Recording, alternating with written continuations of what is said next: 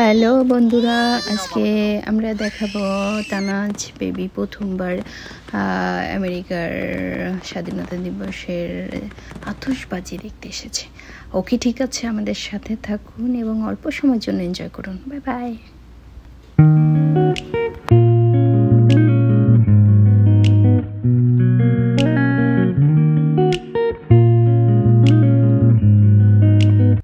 আসসালামু আলাইকুম। বরাবরের মতো আমরা হাজির হলাম নদীর পাশে, এবং এটা নদী বলা যায় না, এখানে একটা লেক আছে, লেকের পাশে ছোট নদী বলা যায়। সবাই আতশবাজি দেখার জন্য, কিন্তু পিছন থেকে পুলিশ বলে আপনাদের জায়গা চেঞ্জ করতে হবে, কারণ আতশবাজি এখানে হবে না, ওদিক। তা আমরা ওদিকটাই গেলাম, গিয়ে দেখলাম শুরু হয়ে গেছে আতশবাজি।